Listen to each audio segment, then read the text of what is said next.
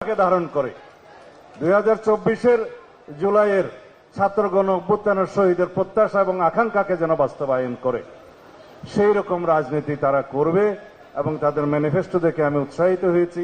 পুরো ম্যানিফেস্টো আমার মনে না থাকলেও আমি সেই ম্যানিফেস্টোর দিনে নাহিদের দাওয়াত পেয়েছিলাম। যেহেতু আমি নির্বাচনী এলাকায় ছিলাম সেদিন আসতে পারিনি, মনোযোগ দিয়ে আমি ইশতেহারটা দেখেছি।